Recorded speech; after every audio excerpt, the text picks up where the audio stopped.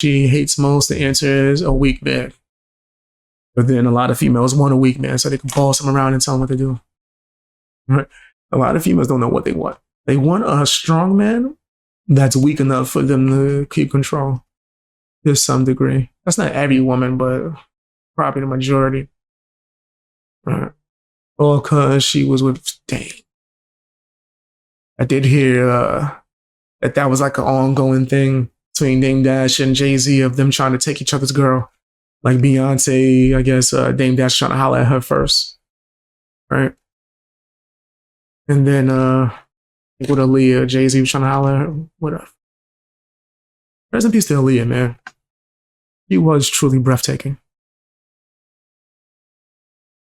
So they would be known famous.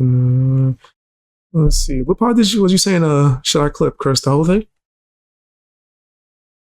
We talked about so many things I didn't even remember. There would be nothing. Yep. They pick and choose who they get triggered by, not by what they did. So effing stupid. Yep. You're right. 100% right. That's exactly what they do. I remember when they tried to cancel Excess Testacion, right? Which was funny. They tried to cancel Excess Testacion, rest in peace, right? Because he had an allegation, which, mind you, was dropped. And I think the woman who even said that the allegation was out there came out and said it never happened, right? But because he had the allegation, Spotify was trying this new woke shit where they was removing people who had allegations. Shout outs to all the hip hop people and musicians that was like, fuck out of here. Musicians stomp their feet on the ground like, nigga, nope. You're not doing that. Or we gonna take our music off. You gonna take his shit off, but then leave. I think they named somebody like was an old musician. It's like all his shit is still on, but he has allegations from years ago. In fact, take our music off too, Spotify. Take ours off too. And Spotify was like, wait a minute. We didn't know we was gonna lose this much money. Put Excess Testacion back on Spotify. And I'm talking about it happened like a day. They put his music back up. Crazy. Almost done prepping. Ain't nothing wrong with that. Send battery, got a charge, keep listening though. Hey man, appreciate you. They want a puppy dog, right? Just sit there and do it. They want him to be strong enough to where you can show him off. So they're like, he's not a weak man. Look, I got a man.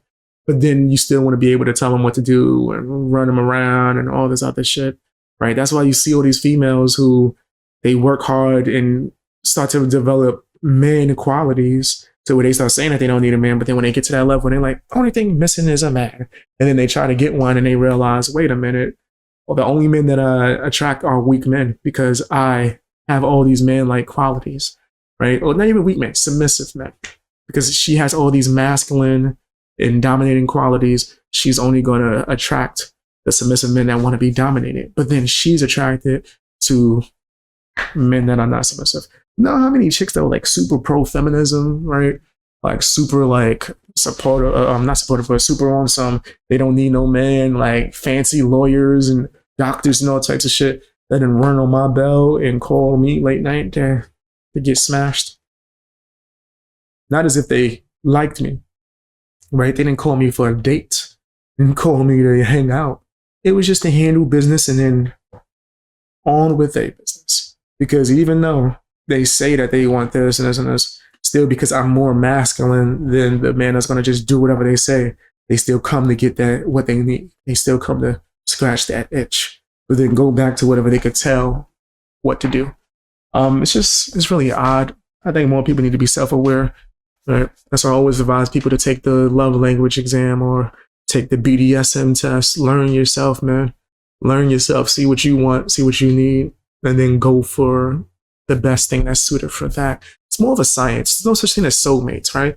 People go through certain life experiences that make them a certain way. So by the time you get to a certain point, you are this person, right? Especially if you found yourself, then it's work, right? You find what best matches with you. And then once you're connected with it, it still might be a little bit rocky. You got to use communication, right? Actually speak to each other. And it also takes sacrifice, right? It also takes a little bit of sacrifice. Sometimes you might not want to do something or like just be around something, but the fact that you make your partner happy means a lot, right? It means a lot. You might end up watching some girly ass shit that you would have had nothing to do with beforehand. But now you can see why it has the appeal to it, because you find things like that to be adorable. Because you took the time to get to know your partner. That kind of stuff takes work. And if the person's worth it, then there you go, the mic is lined up. Then you put the work in. It's that simple. A lot of people, they don't pay attention to stuff like that.